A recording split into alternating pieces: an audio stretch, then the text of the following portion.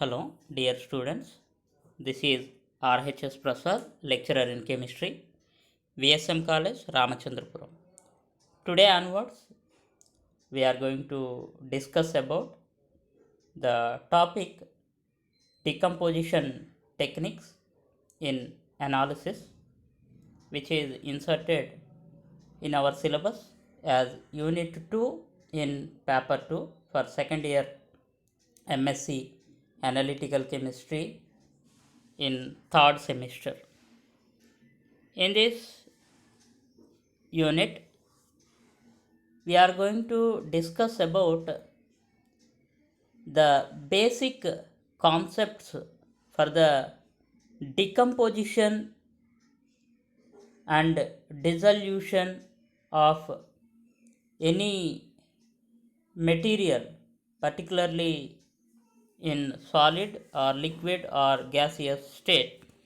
Particularly in this unit, we are going to discuss about the decomposition and dissolution of solids. Generally, compounds are two types. They are inorganic compounds and organic compounds. So, inorganic compounds are called as polar compounds and organic compounds are non-polar compounds. General classification. So, the topics inserted in this syllabus are principle of decomposition and dissolution, and what are the differences between the decomposition and dissolution processes. Next topic is decomposition of samples with acids. Generally, in this topic, we are going to discuss about the applications of water in analysis, HCl, that is hydrochloric acid, HF, HNO3, H2SO4, and perchloric acid. So these are the main acids which are inserted in our syllabus. And next topic is fusion, decomposition of samples by fusion. Okay. Again, this fusion is of four types. They are alkali fusion, acidic fusion, oxidation fusion, and then reductive fusion. So, initially we know what is fusion. After that, so for each fusion technique, two examples are there: sodium carbonate and sodium hydroxide for alkali fusion. Examples: next, sodium hydrogen sulfate and sodium pyrosulfate for acidic fusion, and how sodium peroxide and sodium chlorate used for oxidative fusion, and sodium carbonate and sodium borate as reductive fusion. So in next topic, we are going to discuss about the fusion techniques: alkali, acidic, oxidative, and reductive fusions. Next topic inserted is sintering process. So, what is meant by sintering with sodium peroxide and sodium carbonate? Next one, principles of decomposition at high temperatures and high pressures. Decomposition of samples at high temperatures and high pressure. Next one is principles of microwave and ultrasonic decomposition techniques. What are they? Principles of microwave and ultrasonic decomposition techniques. So they are all comes under the decomposition of inorganic compounds. Next one, decomposition or dissolution of organic compounds. Initially, the principles of solubility of organic compounds, whether non-polar or polar solvents. Next topic is recrystallization methods. So last one is solubility and recrystallization of organic compounds. So these are the topics which we are going to discuss clearly in this unit called decomposition techniques in chemical analysis. So initially what are the topics? Just to simplify, principles of decomposition and dissolution. What is decomposition? What is dissolution? Okay. Next, decomposition with acids. Next, decomposition by using fusion. Next, decomposition by sintering. Next, decomposition by the samples at high temperatures and high pressure. So next, the topic related to decomposition of samples by microwave and ultrasonic waves.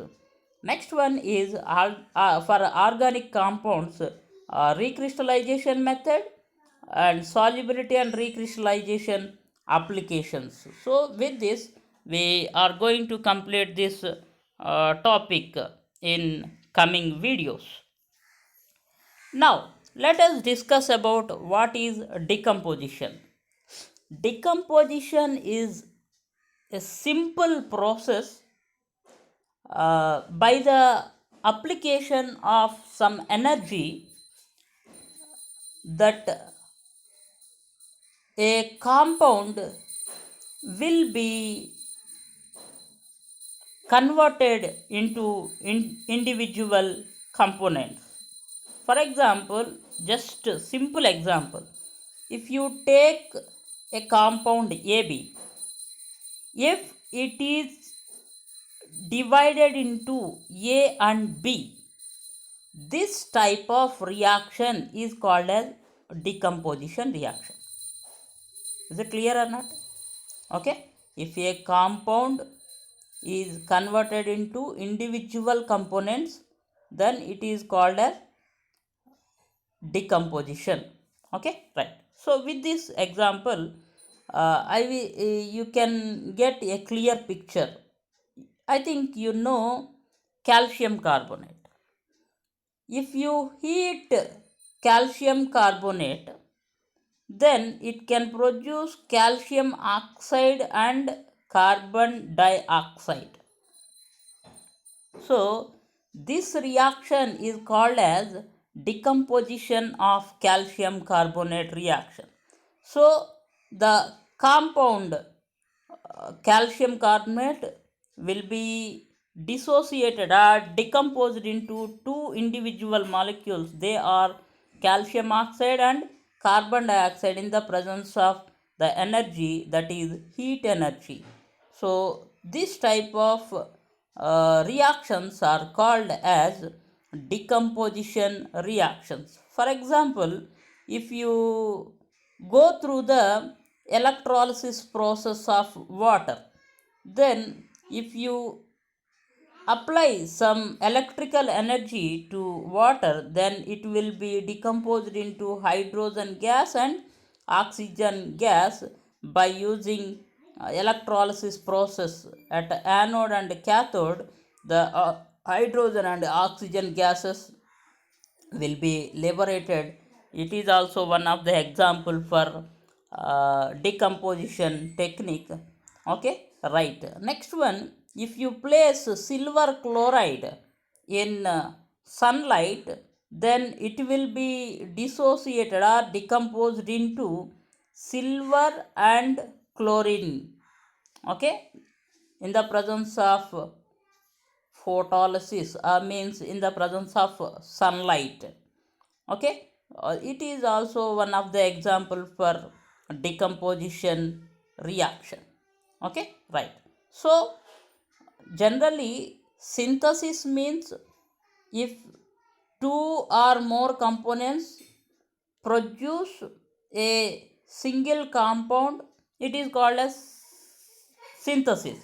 Of course byproducts may occur, leave it. So synthesis is nothing but combination of two components to produce a compound. But decomposition is just it is a reversal of synthesis process, means a compound by the application of some energy, particularly. So in decomposition reaction, it is called as chemical decomposition or chemical breakdown. So what happens here? It is a process of simplifying a single chemical entity, like A, B. You can observe here, single chemical entity into two or more fragments A and B. Okay, so chemical decomposition is usually the exact opposite of chemical synthesis. In chemical synthesis, what happens? A plus B gives AB, but in chemical decomposition, AB gives A and B. So generally, in short, we can observe this very clearly. So the chemical reaction in which two or more products are formed. So chemical decomposition is a reaction which can produce two or more products from a single reactant. It is called decomposition reaction. I think it is very clear. So this is the generalization example. Example is electrolysis of water to produce gases hydrogen and oxygen. Now, for decomposition, much energy is needed for break of bonds. Why? Because AB is converted into A and B means AB. So there is a bond between A and B. You need to break down this bond. So if you wanted to break the bond, you need some energy. So all decomposition reactions produce its simpler basic parts. Hence, the reactions require some form of energy according to the nature of the uh, compound. So, decomposition reactions are generally endothermic reactions. Endothermic reactions means the chemical reaction which needs the energy is called as endothermic reaction. Exothermic reaction means which releases the energy. Okay, so for breaking of bonds, it needs energy, so it is exothermic reaction. For making of bonds, means A plus B gives AB. So for making of bonds, it releases energy, means they in that case the energy is exothermic, means energy is liberated, so that type of reaction is called as exothermic reaction. But in decomposition chemical reaction, energy is needed for that, so they are called as endothermic reactions. Okay, for example, if you take hydrogen peroxide molecule, then it will be decomposed into water molecules and oxygen. Of course, if you take the example carbonic acid, okay, so do you know what is carbonic acid? Generally, soda water contains carbonic acid. So, soda water means what are they? So, if you take water and if you pass carbon dioxide gas through it, then it can be produced as carbonic acid H2CO3. If you take some soda water in a glass and keep it some time, then what happens? Carbon dioxide will be gone out, then only water is present. అందుకే మనం అంటాం కదా, gas బయటికి పోయింది అని అంటే normal water లాగే ఉంటుంది సోడా వాటర్ కూడా. ఓకేనా, అది జస్ట్ గ్యాస్ ఉన్నంతసేపే దాని పవర్ అనేది ఉంటుంది. So decomposition reaction of carbonic acid is just decomposition of carbonic acid into water and carbon dioxide. That is also one of the decomposition reaction. So of course it takes place at room temperature also. Okay, right. Next, types of chemical decomposition. As we discussed earlier, there are three types of chemical decomposition reactions are there. If you use heat energy for decomposition reaction, it is called as thermal decomposition. If you use electrical energy, then it is called electrolytic decomposition reaction. If you use the sunlight or solar energy as decomposition reaction, if you use that energy in decomposition reaction, then it is called as photolytic decomposition reaction. For example, in decomposition reaction, you need to heat it. So same example, calcium carbonate decomposition in the presence of heat, then what happens? It can produce carbon dioxide through this. So how can you know that produced gas is carbon dioxide? If you take the burning matchstick, if you bring it towards this, then it put off the matchstick. ఆ matchstick ఏమవుతుంది? ఆరిపోతుంది. Matchstick ఆరిపోయింది అంటే ఏ gas అది? Carbon dioxide. Okay, it is the example for thermal decomposition. And next one electrolytic, next one photolytic. Let us observe. So in electrolysis process of water, okay, this is the water. Okay, you need to take anode and cathode graphite rods. Then at anode oxygen will be liberated out, and at cathode hydrogen will be liberated out. Means H2O is decomposed into H2 plus O2 in the presence of the electrical energy. Okay, this is the chemical decomposition reaction of water. This is called as electrolysis reaction of water. Okay, by the application of electrical energy, that is battery. Okay, next one, photolysis of silver chloride. As we discussed earlier, if you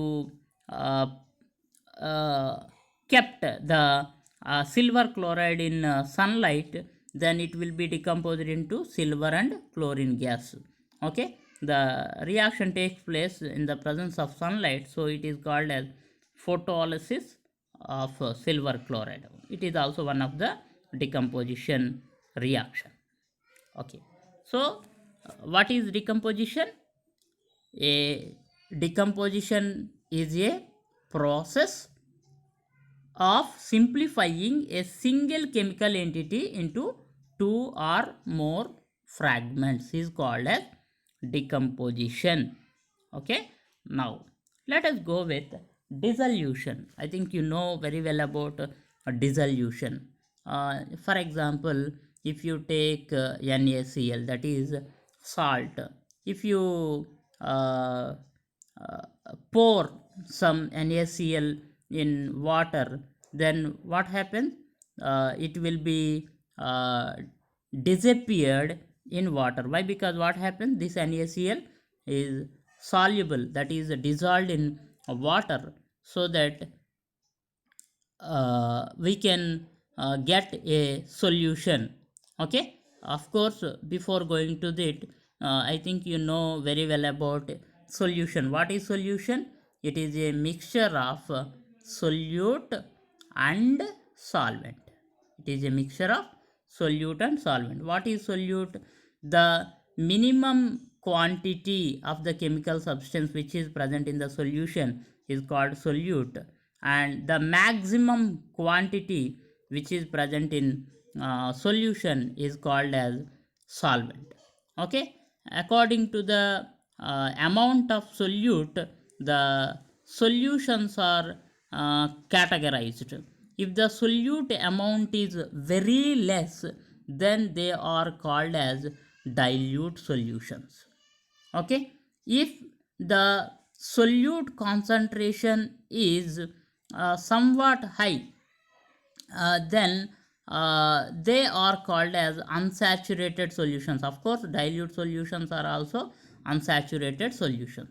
Okay, if the solvent cannot dissolve any excess amount of solute, then that solution is called as saturated solution. Let me give you one example.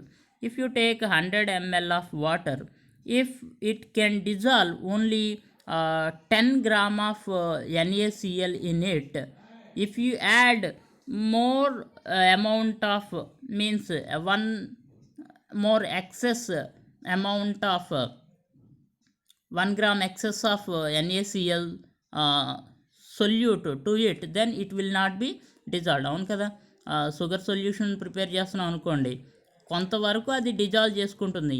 అంతకంటే ఎక్కువ sugar add చేసాం అనుకోండి, ఏమవుతుంది, ఆ sugar అనేది dissolve కాదు. That type of solution is called as saturated solution.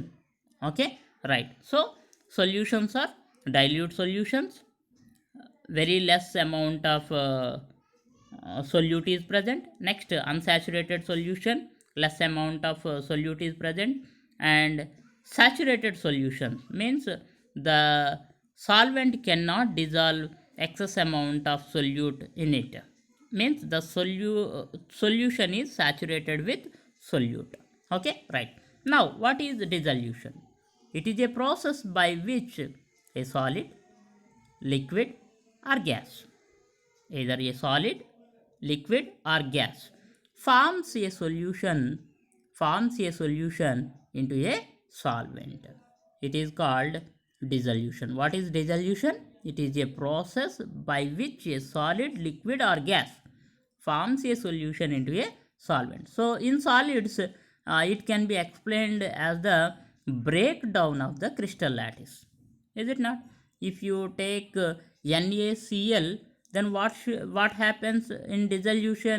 NaCl is uh, uh, break breaking and breaking of bonds takes place here. What happens? NaCl is dissociated into Na plus ions and Cl minus ions, and then they will be solvated. I will discuss what is solvation also. Okay, right. Next, for liquids and gases, the molecules must be compatible with those of the solvent from a solution to form. Okay, so compatibility means completely combined with. Okay, according to the nature. Why? Because polar, soluble, polar, non-polar, insoluble, like that. Okay, the process of dissolution is governed by thermodynamic energies which are involved, such as heat of solution and entropy of solution. So for dissolution, thermodynamic energies are very important. So I will discuss about the heat of solution in next slides. Okay, next, the free energy must be negative for dissolution to occur. If a solute should be dissolved in a solvent, then its free energy must be negative. Free energy means, you know, that delta G must be negative. Why? Because if delta G is negative, then they are called as spontaneous reactions. Okay, generally this dissolution testing is very important in pharmaceutical industry. Why? Because after production of a tablet, they will check the dissolution of that tablet, so that dissolution testing is widely used in pharmaceutical industry for formulation and quality control of that one. Okay, next, dissolution for ionic solutes. What happens here? You can observe this violet color sodium cation and this green color chloride anion. So this is the water which contains NaCl in it. So what happens here? This white color and red color balls, this structure is water. So what happens here? When you dissolve the NaCl solute or crystal in water, what happens? The water molecules are surrounded to the sodium cation and chloride anion. Okay, then what happens here? Ions are soluble in water because ion dipole attractions are strong.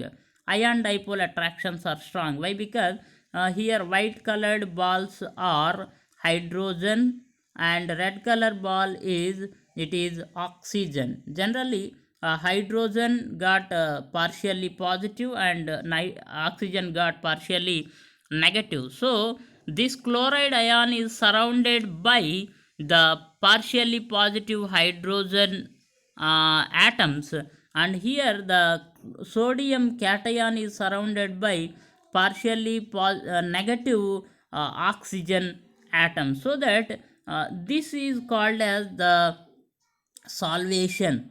Okay, because of this solvation the ionic solutes will be dissolved. Okay, right.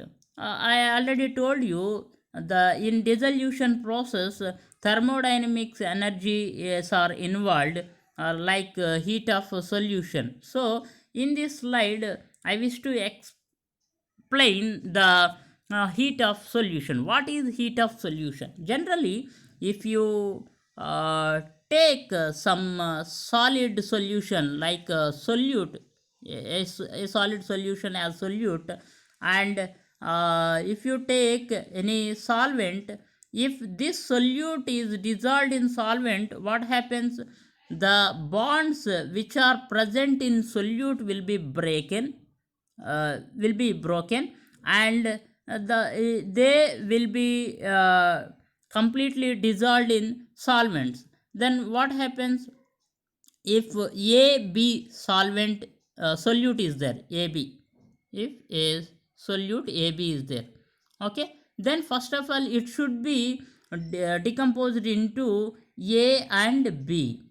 Okay, as it is a reaction which can produce two single components, then it needs some energy for breaking of bond. So that is delta H1, let it be delta H1, and for solvent also let it be delta H2. And after that these individual components can combine with solvent to produce making of bonds, let it be delta H3. So while making a bond it releases the energy, as I discussed earlier. Breaking of bonds needs energy, that is endothermic reaction. Making of bonds releases energy, it is called exothermic reaction. So keep the terms in mind. So then let us discuss. The process of dissolving is a process which involves breaking and making of bonds, and that involves energy. Okay, what are they? Exothermic reaction or endothermic reaction. Sometimes energy required for breaking of bonds, sometimes means making of bonds energy is released.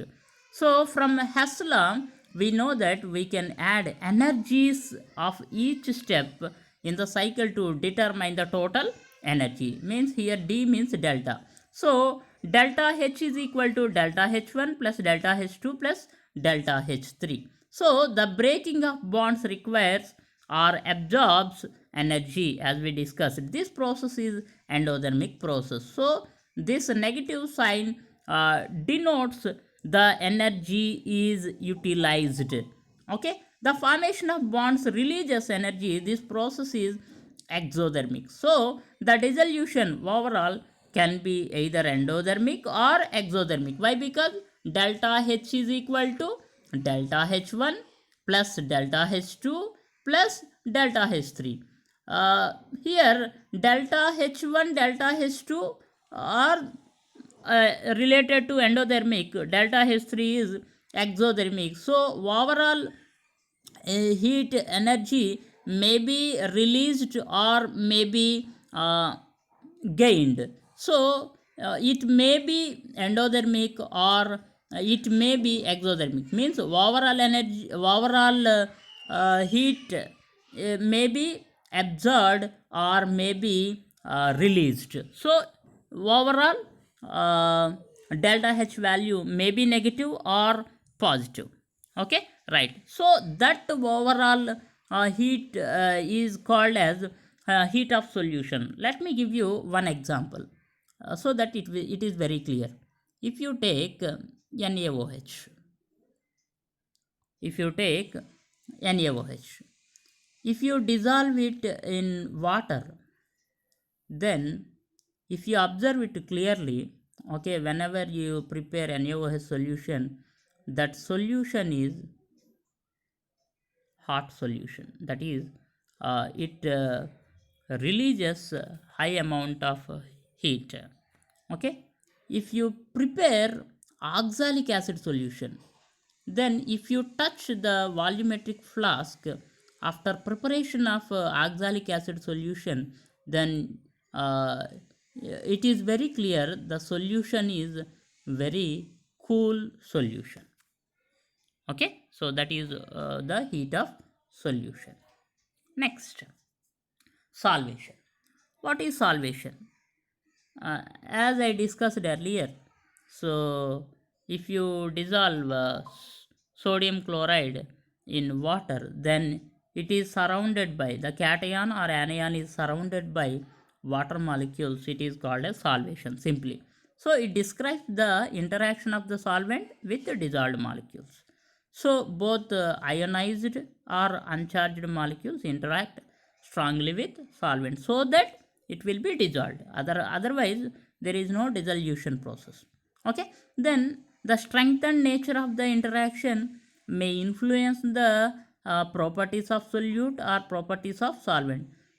Generally the influence of interaction can influence the solute properties like solubility, reactivity, and color.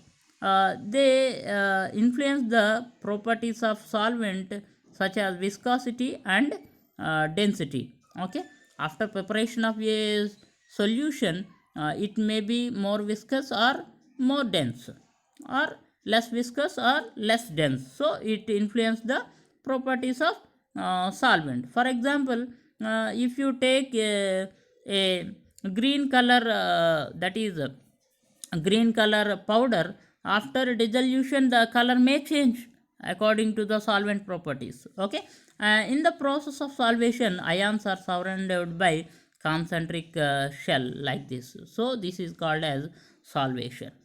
Okay, next, dissolution of polar compounds. We discussed earlier, solid compounds experience dissolution as a breakdown of their crystal lattice and due to their polarity or non-polarity mixed with the solvent. The solubility of ionic salts like NaCl or cesium chloride in water is generally determined by the degree of solvation. Okay, by water molecules, how many water molecules are surrounded around the anion or cation. It is called as the degree of solvation. Next, such coordination complexes occur due to the donating spare electrons on the oxygen atom. You can observe here in water molecule, the oxygen atoms contains two lone pair of electrons, so that they can donate these lone pair of electrons to the ions or which are present in the solution form to produce complexes. Okay, next, dissolution of polymer. Generally dissolution of polymers depend on the main chain of the polymer. Okay, if it is carbon chain, it is somewhat different. If the main chain is obtained by the inorganic atoms, then it is different. So the solubility of polymers depends on the chemical bonds present in the backbone of the polymers. Okay, next, of course you can observe a image also here. This is the polymer. This is the first step. What happens? The swollen gel in solvent. After that the polymer will be dissolved. Solvated polymer molecules dispersed in the solution. Okay, if you take dissolution of liquids, okay, then some liquids may dissolve in water, some may not dissolve in water. Why? Because you know, polar soluble, non-polar soluble, polar non-polar insoluble. Okay, so water and HCl miscible, Water and oil immiscible. Carbon tetrachloride benzene miscible. Why? Because this is non-polar, this is also non-polar. So they will form a uh, homogeneous solution. But if you take oil in water, it cannot produce homogeneous solution. Okay, right. Next, dissolution of gases. Generally, according to Henry's law, the solubility of any gas increases as the external pressure increases. Okay, if there is no pressure, then there is no dissolution of these gaseous molecules into this solution. If you apply some pressure, then what happens here? So these red colored molecules can observe in the solution solvent, so that it is the gaseous solution. Okay, so compounds in the gaseous state will dissolve in liquids depending on the interaction of their bonds with the liquid solvents. Next, rate of dissolution mainly depends on the nature of the solvent and solute, as we discussed. It depends on the temperature. If you raise the temperature, generally the dissolution increases. But sometimes if you decrease the temperature, also dissolution increases. For calcium sulfate, if you take calcium sulfate, if the temperature decreases, then calcium sulfate solubility increases. Okay, it is some different one. Okay, and pressure, if you increase the pressure of the gas, then solubility increases. Then a degree of under saturation. If it is unsaturated, under saturated means it is under saturation. It is if it is unsaturated solution, then it will dissolve more amount of solute in it, and presence of mixing also. Okay, next, interfacial surface area. Okay, if you place the solute here, then it will be dissolved very rapidly when if it has no interaction with the solvent molecules. Okay, so interfacial surface area is also very important. Next, presence of inhibitors. What is inhibitor? A substance absorbed on the surface, so it also influences the dissolution rate. Of course, next one is rate of dissolution expressed by the equation, that is dm by dt is equal to A into capital D by small d into Cs minus Cm. కొంచెం కన్ఫ్యూజింగ్గా ఉంటుంది, but nothing is there. Just try to observe the terms here. M is the amount of dissolved material. M is the amount of dissolved material, that is solute. T is the time in seconds, and A is the surface area of the interface between the dissolving substance, that is solute, and the solvent. So surface area of the interface. Okay, ఇలా ఉందనుకోండి, right. The surface area of the dissolving substance. If the surface area is very high, then it will be dissolved easily. So the solubility is directly proportional to the surface area. M is directly proportional to the surface area. You can observe there. Okay, next, D is diffusion coefficient, and small d is thickness of the boundary layer of the solvent at the surface of the dissolving substance, and Cs is the concentration of the substance on the surface, concentration of the substance on the surface, and Cb is the concentration of the substance in the bulk. Okay, C is the concentration of the substance in the on the surface. Cb is the concentration of the substance in the bulk of the solvents. Okay, right. So with this equation, you can observe the rate of dissolution. Rate of dissolution means ఎంత తొందరగా అది dissolve అవుతుంది. Okay, right. So this is today's class, that is principles and introduction to decomposition and dissolution. Okay, today's question explain about decomposition and dissolution. Thank you for your kind attention to this video. Try to follow next videos. They are upcoming videos to understand the decomposition techniques in analysis. It is somewhat a different topic, well known one, but a different topic. Okay, అన్నీ తెలిసినట్టుగానే ఉంటాయి.